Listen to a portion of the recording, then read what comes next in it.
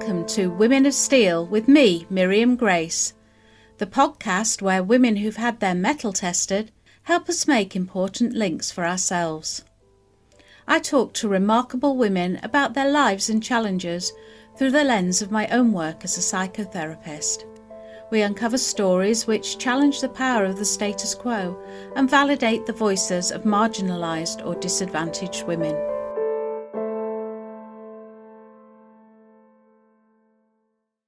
In today's episode, you can join me and Rosie Wilby as we debrief our Relationship Revolution workshop held at the Out and Wild Festival in July 2026. As you probably know, Rosie is an award-winning comedian, podcaster, speaker and journalist, and she's regularly on Radio 4.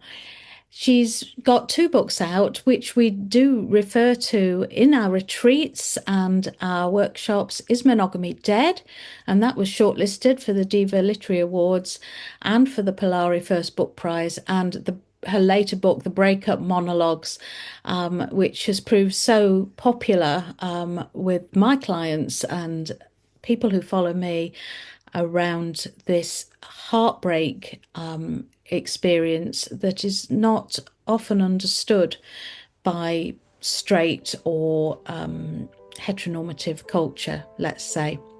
So join us as we talk about love, libido, sex, and the culture of the older historical pioneer lesbians and the newer later in life coming out women, and see if we have some ideas that are thought-provoking for you.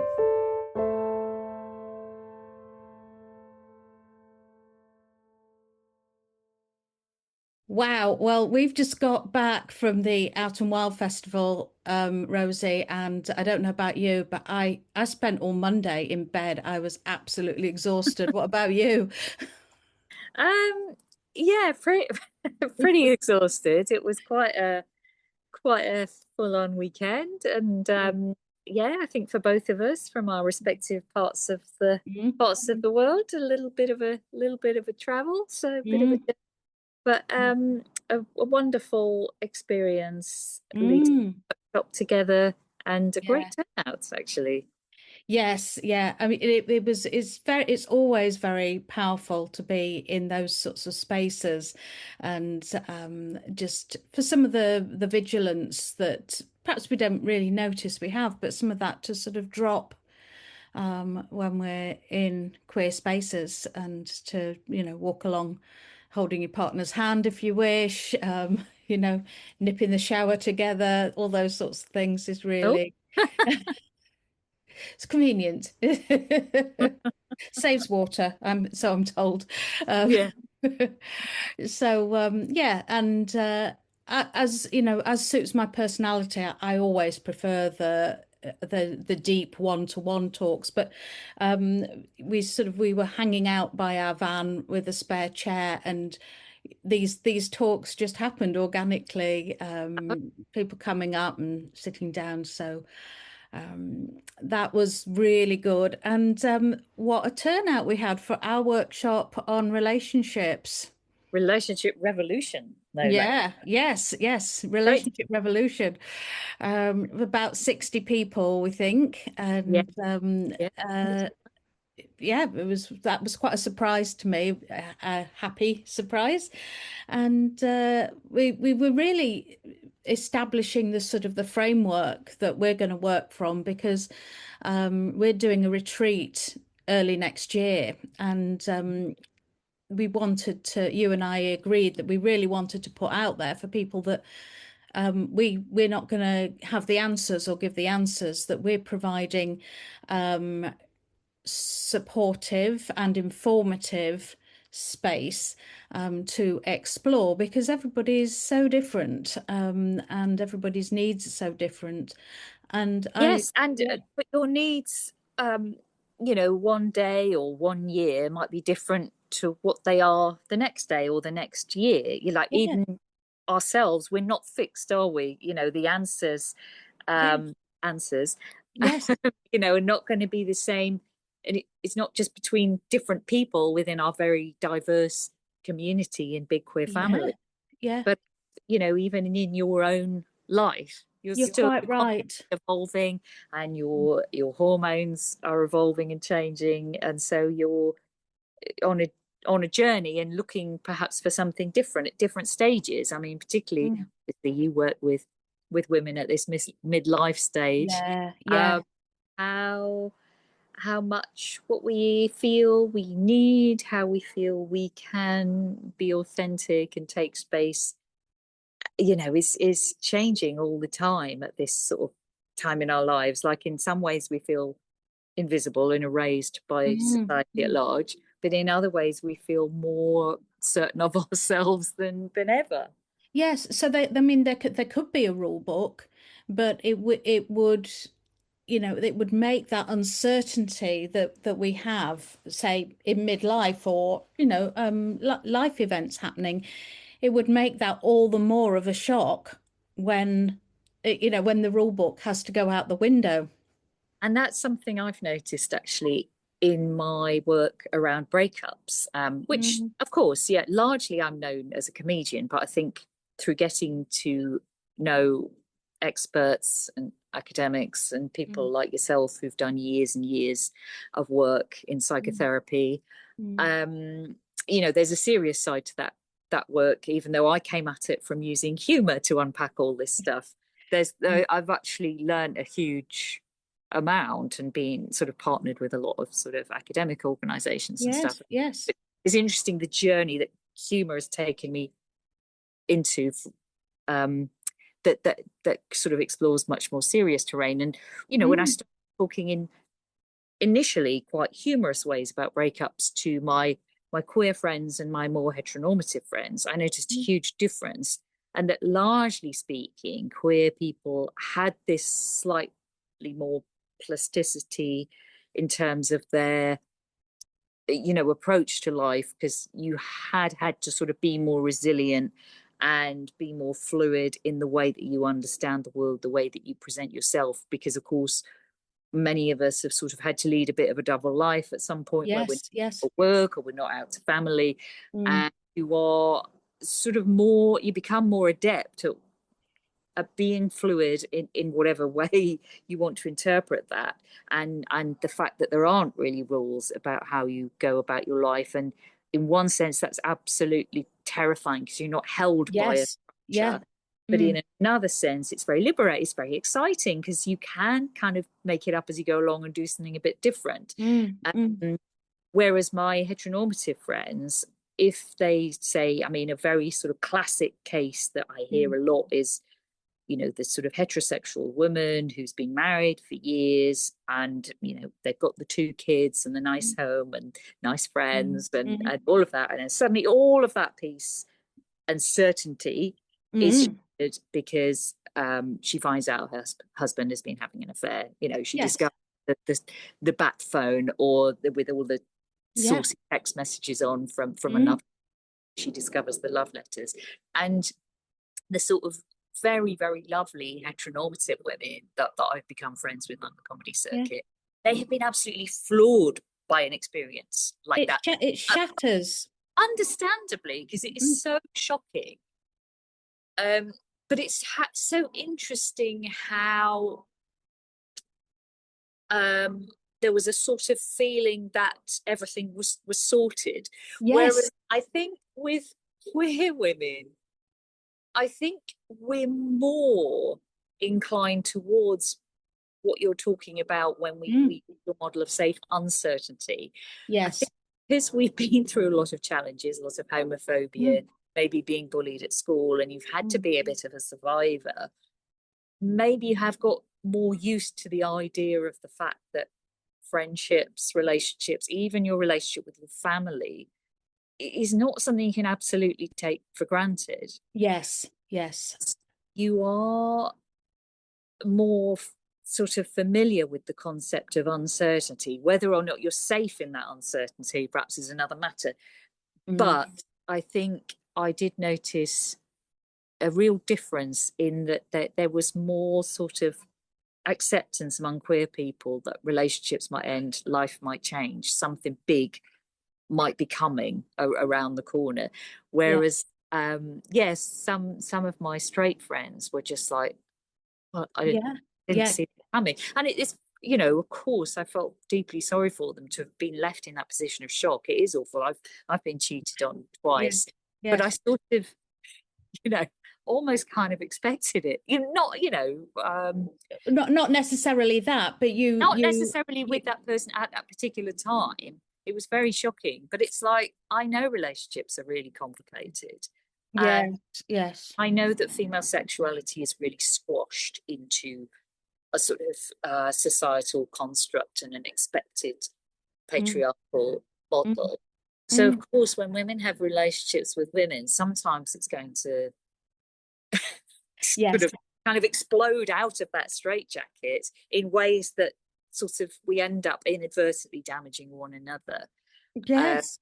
So yes, I think I was more accepting of the fact that things probably would go wrong. But maybe you'd say that's a pessimistic view, to kind of think, well, this is probably going to go wrong. No. But maybe it's being a realist. I think that, you know, being partnered, obviously, as I am with a lifelong lesbian who has, you know, more in common with your history than I do, and I think you and I working together, coming from these different spaces, is perfect, actually, because there's something about you know, having rejected or never having belonged anyway. And then there's something about almost sometimes when I look back at myself around the age that you were coming out, when I was that age, I was desperate to fit in. I was desperate to belong. So we went different ways with the rules of belonging. How you belong is you're straight and you get married and you have children, and I wrote it out right down to that I wanted an estate car, a blue estate car with mud on the sides, and wellies in the back, and 2 kids and a dog. That was the fitting in was a very, very deep survival need in me. And the not being squashed was a very big survival need in my partner, my now wife. So she and I both went on these different journeys with the rule book. And like you say, it is very, very shattering when you realize there is a possibility or a world out there without the rule book. But some of this might be because of the access that we now have to chosen family and community. You know, which I think you've done research on this, and you've written about how these communities of women have existed for, you know, a few hundred years, certainly, probably thousands of years, you know, groups of women who are living and working, probably having sex together, doing all this while also, you know, perhaps having a different outer life in terms of society. But you speak about the conscious uncoupling and the still being friends with your ex being, you know, a way that women survived. So I suppose what I've been particularly interested in, I mean, you're sort of almost hinting at the women who have had double lives, which we've touched on a little bit, who went out to sort of, you know, normal or corporate jobs and really would have to be in the closet. I mean, I was on a podcast recently where we looked back at an archive issue of Diva magazine from the 1990s, and there was a huge story about a woman who'd been sacked from her job for being gay. And of course, now that couldn't happen legally, you know, but there were many cases, and in particular, of course, teachers felt very, very under attack, and that they couldn't be their authentic selves at work. I mean, friends describe Section 28 as what they call a paper tiger, in that it sort of was scary and was sort of around in the ether and oppressed them. But actually, if anyone had challenged it, no one was ever actually charged. So of somehow, propagating the idea of Okay. homosexuality. So it's kind of interesting that it was this sort of spectre that really did influence, but no one sort of felt they could almost stand up to it.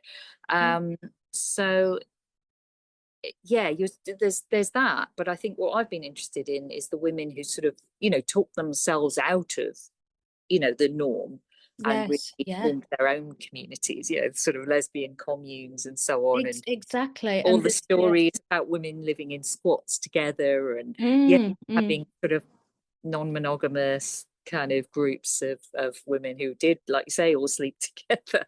Yes.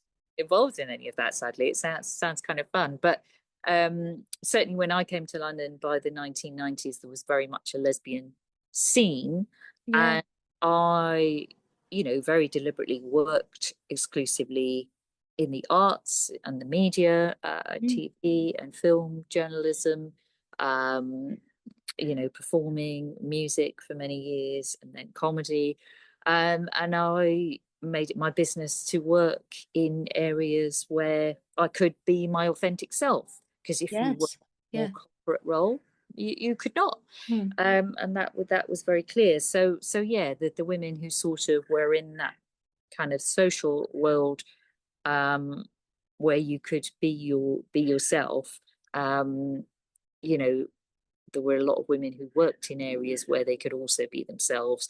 But then, yes, there were a few women like my ex, who is actually sort of inspires one of the characters in the book, who Yeah. sort of had to go out to work with her heteronormative kind of costume on, if you like, Yes. Yes. Yeah. and be a different kind of person. But Mm. what I think is interesting now is, this sort of lesbian, and I use the word lesbian a little bit expansively because Yes. there were Lesbian plus. yes, exactly. There were lots of bi women, there were lots of trans women, Mm. there were Mm. lots of women who were sort of fluid and, Mm. finding their Mm. way, that I met. But there was a sort of lesbian scene, and that word Yeah. was used a lot It when I. included these people, but the labels weren't as defined in those No, well, there days. weren't as many labels. So I think Mm. what you saw was the idea of being gay was more expansive, Yeah. as the word queer is now. I don't know if you've seen, there's been a big hoo-ha about a New York Times opinion piece that was published just the other day, Mm. with the headline saying "I'm gay, not queer, and it Yeah. matters." Yeah. And I think it's interesting how, obviously, for some people the word queer is very offensive because it was once a derogatory term, but Mm. we've now sort of come to a place where perhaps the idea of being gay is being seen in a slightly reductive way as just being Mm. like a homosexual person, Yeah. whereas I think it was more expansive. And I Yeah. think the idea of being lesbian was to being part of a world. I mean, strictly speaking, if you're talking about sexual attraction, I suppose I'm bisexual or pansexual. I have sometimes been attracted to men, Mm. but I was very happy to become part of this lesbian family and for what it Yes. meant politically, Mm. culturally, Mm. and socially. But what we see now, sadly, and this is just capitalism, this is just a lot of things about where the world is drifting to politically, and we do see more fragmentation in this world. So instead of this beautiful sort of lesbian family that I found in London in the early Yeah. 1990s, Mm. where we had rules like being kind to one another, and working stuff out together very Mm. consciously, and putting in a huge amount of emotional effort to try and Yes. overcome your feelings of Yes. Yeah. hurt, Yeah. jealousy, and all of Yeah. those horrible things, trying to be able to be in the same group of friends still, because it was a small community and you kind of Yeah. had to. Those sort of, the lesbian rule book of old is kind of, well, not just being rewritten, which that Yeah. sort of, that can be a good thing if you keep on Yes. Yes. evolving the rules. But Editing. it's also been, yeah, editing, and it should be edited, Mm. the younger queer women should start to have a say Contribute, how yes. to live, of course. Mm. But my worry is that we see, to some extent, a lot of women who've always dated men and wanted to date men, sort of kind of coming and dating women sort of as a bit of I'm a bit done with men, which is understandable because some men are awful, right? There is a component of that in mine, Rosie. It is. But it's like, so that feels like a different thing to women who've always thought, I know that I'm a lesbian. I don't feel I'm able to come out. And those women come out and I welcome them with open arms. Yeah. And I welcome even the women who have always dated men. I welcome them too. But I would say, have you done your homework? Because I think yes, and I think this is, I mean, this is why I just love talking to you and to my partner, because there's a whole lot, I think, of lesbian history that if you are a late bloomer like me, is you can sort of come out and you sort of arrive in maybe the 2020s without a concept of the history and what it's taken some of our sisters, we might call them, to get to this point. And I don't want to be like a protective old leser who's like, this is how you're doing it wrong. But I think what I would say is, look at how women treat women historically. Yes, exactly. Yes. Don't think, I can treat women how men treat women, because that's often really rubbish. It is. Yeah. And unfortunately, a lot of the more cruel forms of sort of breaking up with someone, sort of dating culture, have come over to sort of the queer community. Because on the one hand, obviously, it's great when women who've always dated men feel they can do something different. Fantastic. Yeah. But it doesn't have to work by the same rules. And honestly, I don't think it should. No, I agree. I don't think any woman, I mean, in an ideal world, men would start to be kind, passionate, and articulate and emotionally intelligent as well. But in the meantime, until we haven't quite got there with educating all the men, can women be nice to each other, please? Yes. Can we actually listen to each other? Can we not ghost each other or like block each other? Unless, of course, sometimes there's a woman who's threatening you with violence, and of course you've got to. It is possible. It is within the realms of possibility that women can be abusive. Yes, but it's often an emotional kind of conflict that causes these behaviors, and it's not actual physical violence. It's not something where you might necessarily have to put down this very, very cold and perhaps rather cruel and avoidant boundary, because you don't know, is there a way of saying, gosh, I don't know how, this feels very intense, I don't know how to deal with it at the moment. Can we visit, and can I maybe have some time for a month and visit in a while? I just think there must be a different way and I do think we had that different way, and it's sort of starting to disappear. So I do think, it's great to listen to, as you call us, sort of lifelong lesbians. I actually, in the book, I used the term pioneer lesbians because it incorporates quite a lot of respect and acknowledges the work that you've done.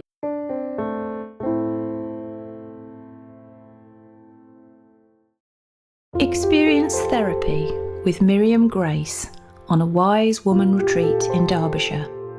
Designed for your rest and return to self. Sound baths, a campfire evening, group therapy, reflexology and gentle yoga are threaded through a programme of personal quiet time and journaling. I've never felt so looked after in my entire life, and I count myself so lucky to have been able to experience the retreat.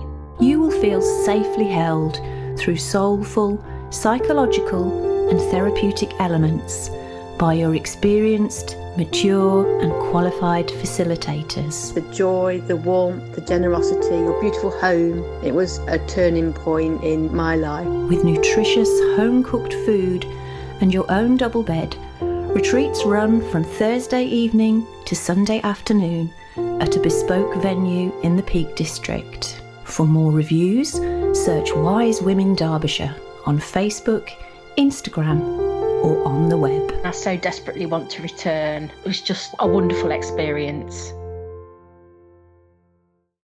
Yeah, so in my defense, I said, well, some of it is that I was sick of men. Actually, I found a poem I wrote when I was 21 about being sick of men, sick of looking after them, sick of, having to notice whether they were in need and whether they needed my support, and I, in the end I say, I am not God, and if I am, I'm going to wander my universe alone and push my toes into wet sand. There's just this sort of abdication of caring for men that you sort of declared to the universe when I was 21, but I didn't. I can't really explain how, but probably Section 28 explains a lot of it. But I did not see that there was an option for me other than to enact this exchange of, I will attend to your needs, and then I will belong. I saw the rule book.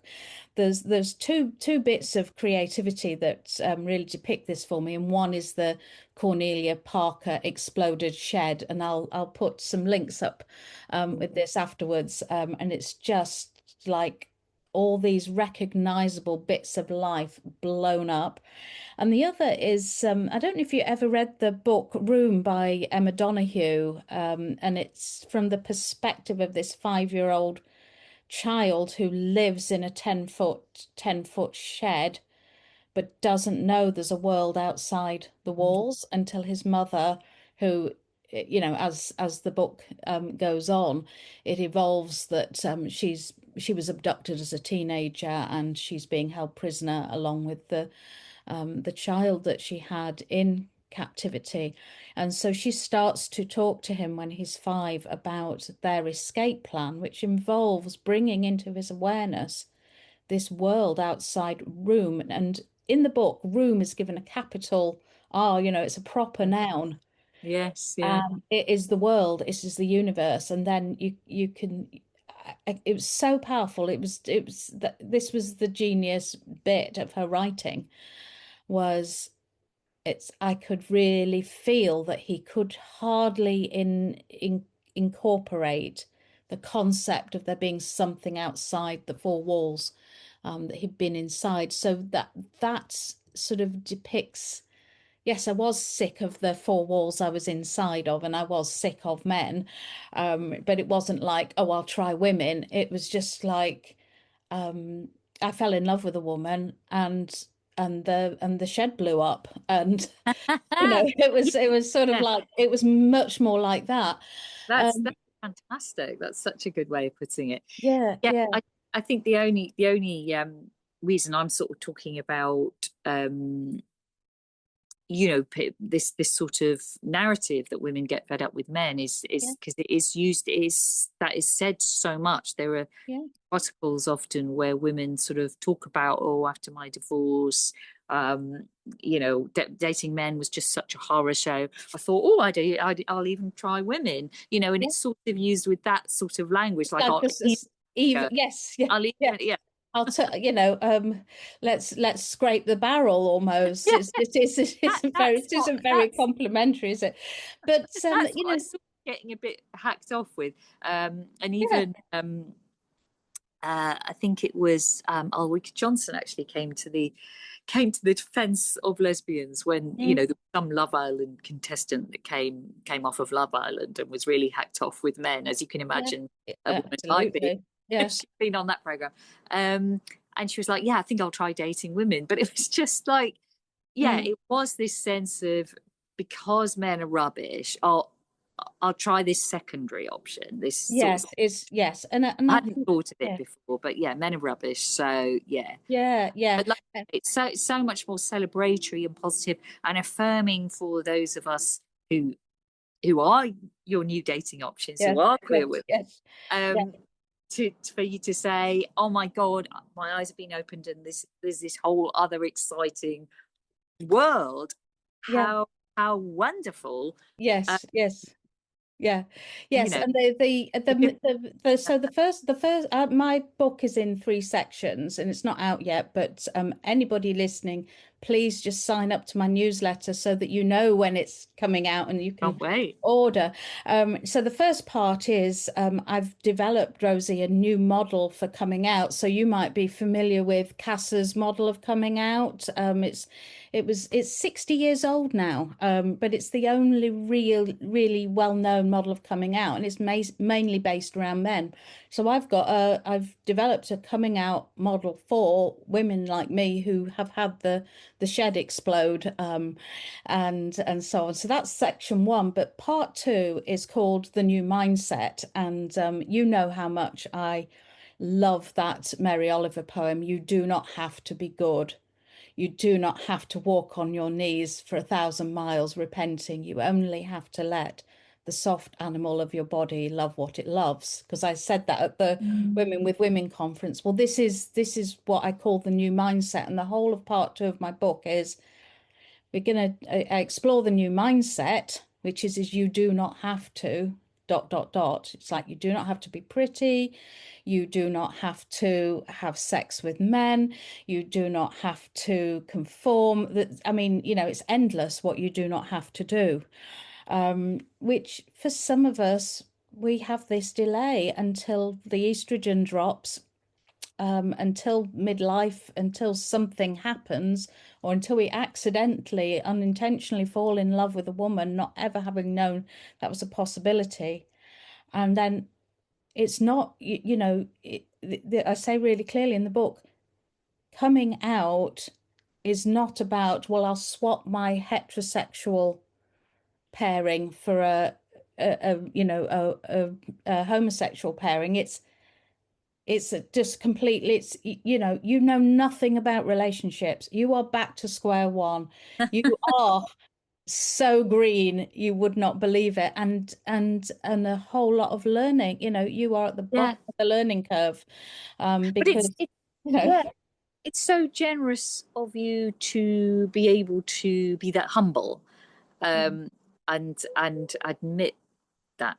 And I suppose that's, yes, it's wonderful. I mean, obviously you do, I mean, I think there are some things about relationship that are transferable, and there's some things about living, and obviously a lot of women who come out later in life have had children, which yeah, a lot of sort of lesbians, pioneer lesbians, yeah. haven't done, Well, haven't maybe no, had access to. no, no. But that is, whilst it's in one way something that is a privilege, it's also, I hear, blooming hard work, and an incredible learning experience. So It is. It that is. is a relationship, isn't it? That is giving love and giving care. So perhaps we need to just find ways of being kind to one another and recognizing the skills that women who've had a different kind of life do bring, but being aware of one another, being mutually Yeah. aware. Yes, I mean, it's really interesting that you mentioned that because, having children, and, I'm grateful that I was lucky enough to go through that experience, is a major distraction from, coming back to yourself and noticing yourself. Yeah, of course. And it's how an awful lot of women who believe that they are heterosexual and are in these heterosexual relationships, is how a lot of women survive those relationships by focusing on their children. It's very easy for sex to go out the window when you've got children. So you miss a whole lot of personal growth, and particularly for those women that might have got married at 20 or whatever, had children young, there's been no time to develop a sense of self. If London, I hear, was great from you and from my partner and so on, but a lot of us weren't in London. We'd been at school all, during Section 28, where, we've recently got back from a fabulous holiday in Finland, and we were doing the Tove Jansson, sort of following her. So I was at school reading Moomin books, but I didn't know she was a lesbian until a couple of years ago. I saw this film, and so off we went to Finland. Oh, it's been so lovely to see these photographs of her with her life partner, and and they were building. She built a few cabins, Tove Jansson, but they built this cabin together on this island, and there's photographs of them dancing and singing and swimming and building. They built this big model of the Moomin house. It's just like, but no, I didn't. I would have had no idea that there was, that hidden in her Moomin books. Actually, there's quite a lot of reference to queer characters and diverse yes, there's pairing. a lot of messaging about acceptance, isn't there? Even if creatures look different. and there's a lot of searching for belonging, interestingly. There's a lot of this loss of home and search for belonging, which is very, very interesting. So and I don't know, just coming back round to our workshop,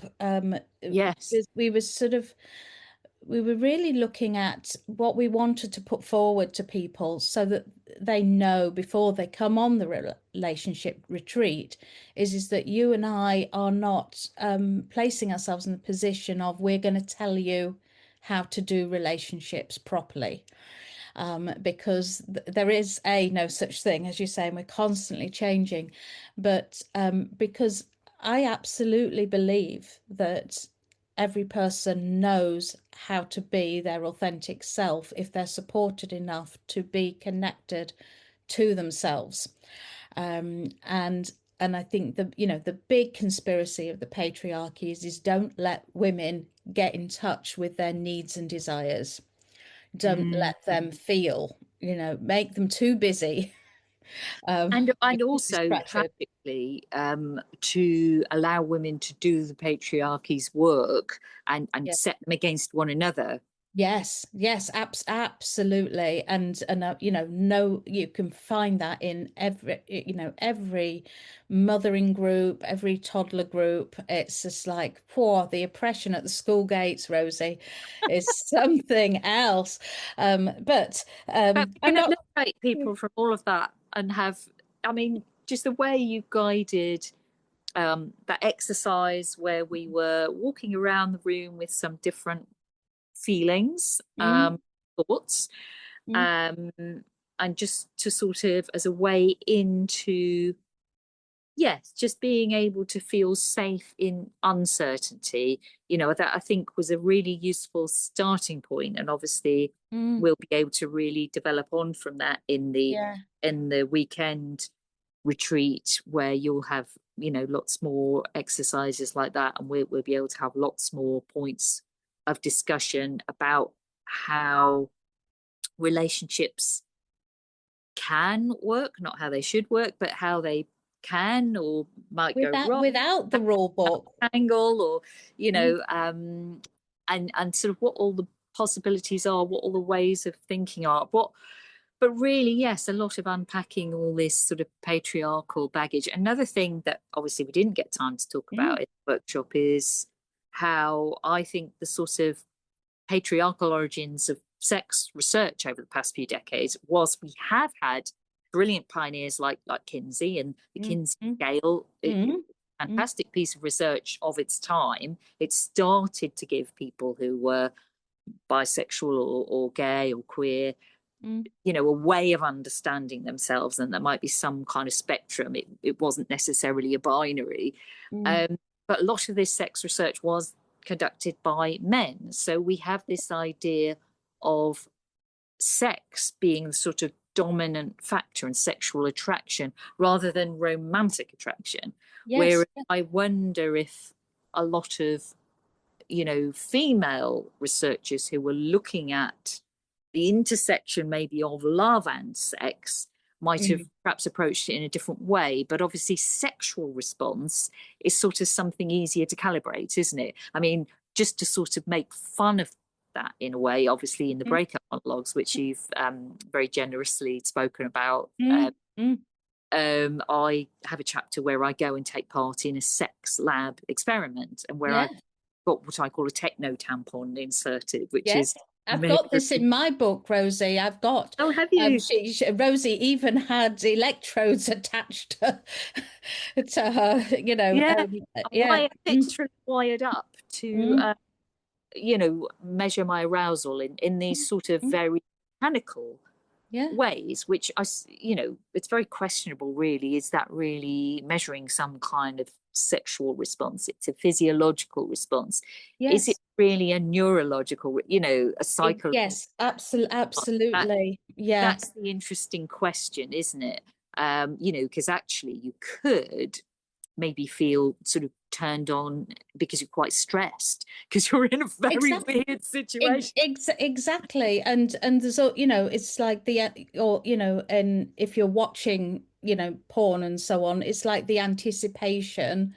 You know, if the filmmaker is good at that build up, you know, it's, you know, you might be excited by the will they, won't they, rather than, you know, particularly the particular sort of person or something. Exactly, yeah.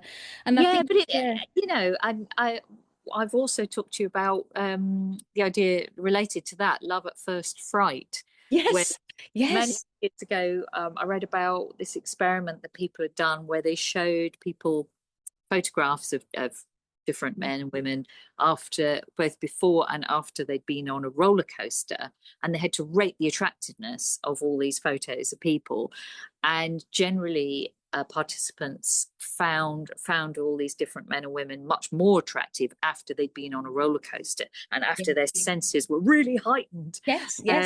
They were really terrified. So that sort of adrenaline could, you know, spur you into sort of, you know, different sort of sexual choices. Of course. It's a bit like, to some extent, it's a bit like when I started comedy, I began a relationship which, you know, when I sort of thought about it more deeply, I realized it was quite a difficult relationship I was getting myself into. But I think just the heightened adrenaline of doing comedy gigs every night, which, you know, I was out about every night 20 years ago when I first started that stage of my career, you know, really sort of made me feel, well, a lot of things, really. You start to feel you're a bit invincible if you're getting up on stage tonight, performing, and people are laughing. I think, well, doesn't matter that this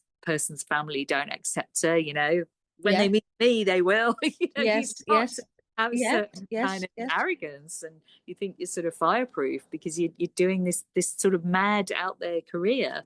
But also, you're sort of so swept up and excited by this very stressful thing that you're doing that you kind of also mistake that for being madly in love immediately, you know, like, you know. I'm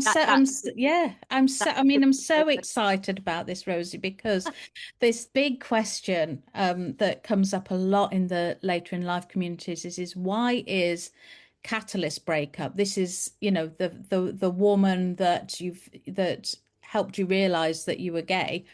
Why is that so painful? And I think a lot of it is that it's been, you know, your term, love at first fright. You know, it's the, you know, you go through the scary bit of coming out when you're involved with this woman, and you sort of imprint on them, and they, you know, they sort of become the person you cling to on the roller coaster. And I have described coming out like the roller coaster, you know, like a roller coaster, and then, you know, and then the breakup, you know, the belief is that all that adrenaline has been about you know, her, and proves she's the right person and so on, when actually, you know, I quite often say your sexuality is based in you, not in the woman who, you know, first helped you become aware of your sexuality.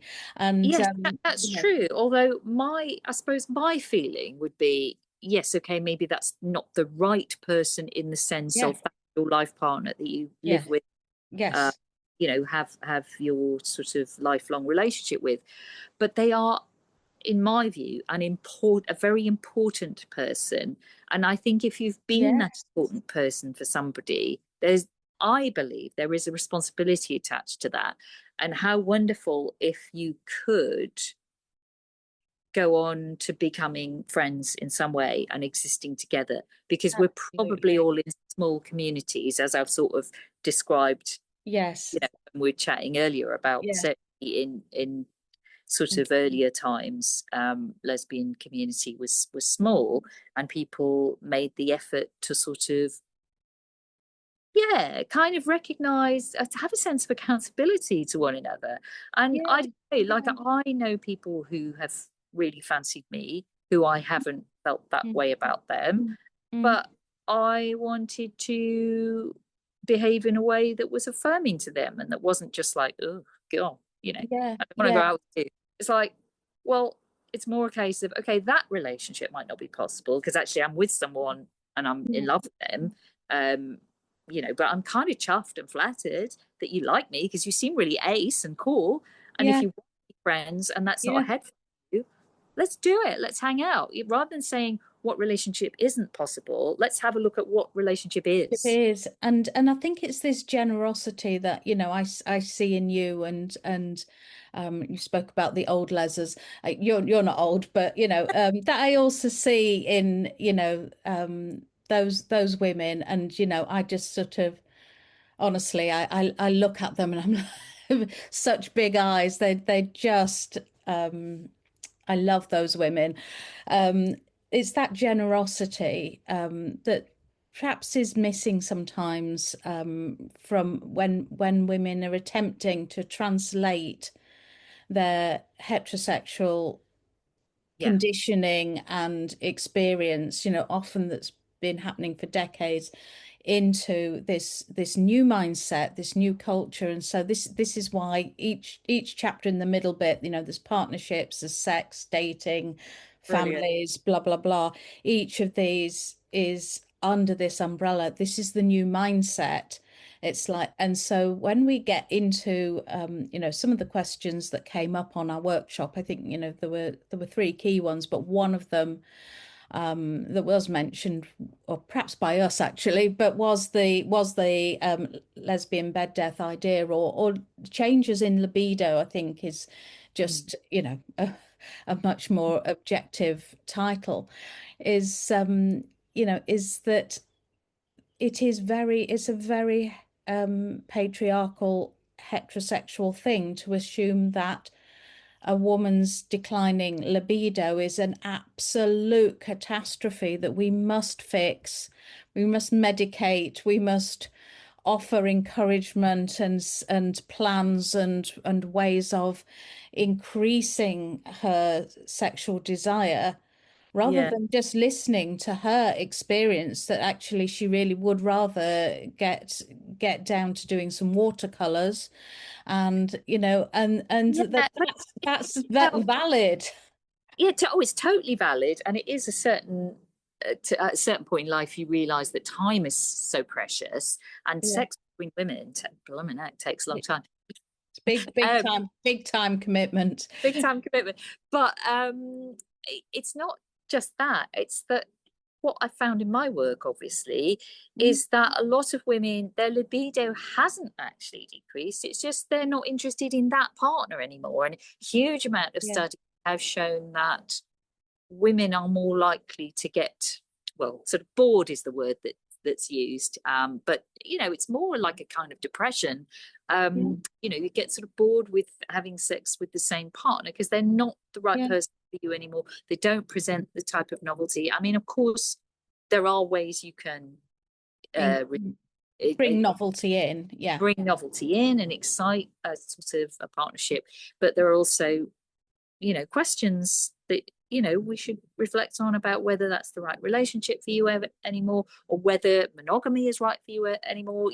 There's all kinds of perhaps ways of thinking about it, and I think I'm so appreciative that you recognize that my aim through my work and my books is to sort of be generous, I hope, and sort of try and communicate some of the generosity that was communicated to me by older lesbians when I came out, and this sort of model of being in the world, which I think really should translate to all people of, men, women, straight, gay, queer, bi, pan, cis, trans, non-binary. It shouldn't really matter. Everybody should really be looking. Once when I was on Women's Hour, I said, if older lesbians ruled the world, we'd have world peace. Because I felt like those women I met had accrued so much emotional wisdom. Yes. Fantastic model for having relationships, which I do worry is being a bit forgotten about. And so that's what I'm trying to sort of, put across in some of my work in my books, but also recognize that I need to be generous and be open-minded about women that might be coming into this world, like you say, very green and not know what to do or how it works. And I would just say, let's talk. Let's talk like this, like you and I are talking. And I'm going to listen to people at the retreat. Questions and open discussion up rather than give answers, but try and empower women to find answers within themselves, or to find the tools to cope and feel confident in the uncertainty. And a perfect example was that somebody asked me something after the workshop, and I just didn't need to answer. It was the question itself. She already knew. And it's just to be the holding or the receiving of that person can really increase that person's confidence. And so when we have this safe uncertainty, and that's about I am mature, I am confident, I am experienced in whatever way that is. It doesn't mean to say you're experienced in relationships with women, but I know, it's something about being grounded in yourself and being able to cope. And I said, didn't I, there's about 60 women. How many of you haven't had your heart broken by a woman? And I think 2 people put their hands up. It's like, I'm surprised anyone did. I know. But it's like you've lived through the very thing that has you in its grip, that makes you do the reactive behavior.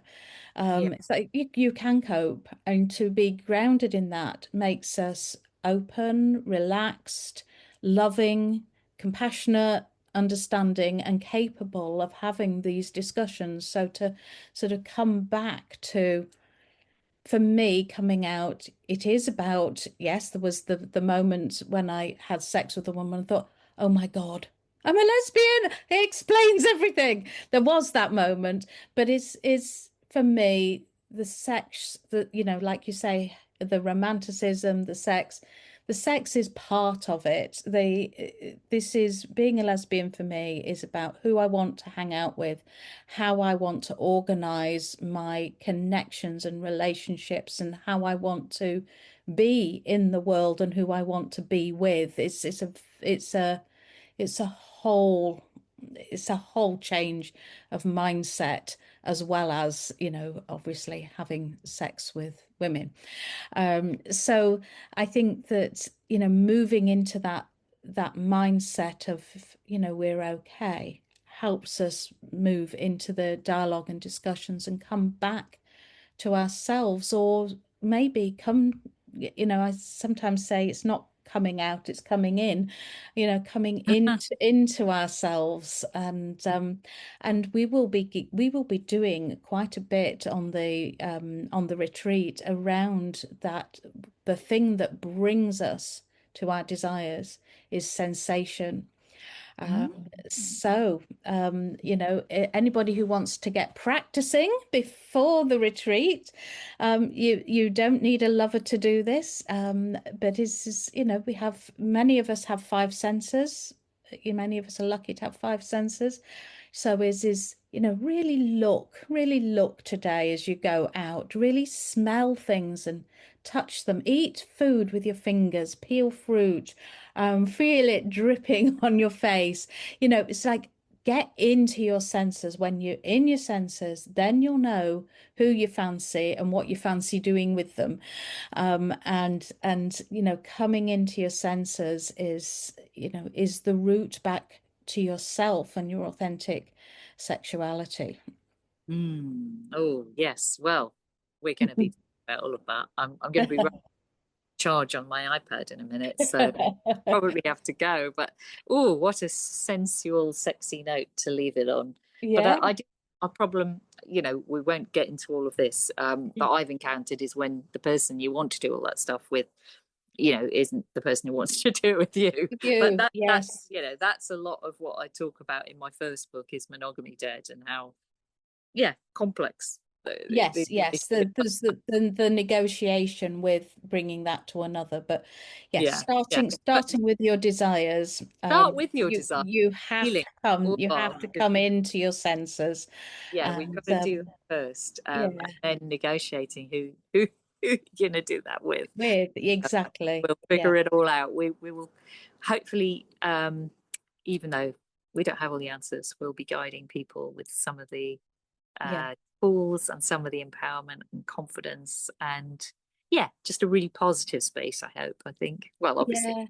Of course it will be. And it's so good to just sit down with you and debrief from the workshop that we did and anticipate the retreat that we're doing, and just to share ideas that I know that we could speak for hours. And thank goodness your battery is running out on your iPad, because if we just speak for hours, I know we would. Okay, well, go well, Rosie, and I look forward to meeting with you soon. Yeah, take care. Bye. Bye.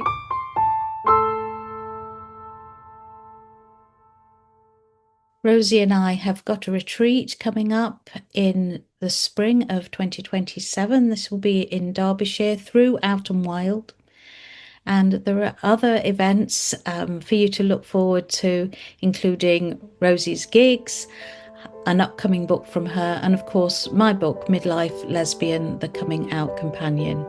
Sign up to my newsletter if you want to be notified of these events, and I look forward to seeing you soon.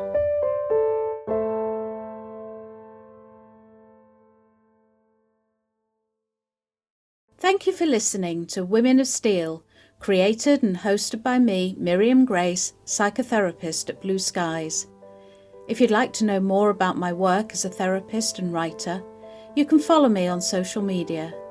Please take a look at the show notes for information and contact details. And in the meantime, be kind to yourself.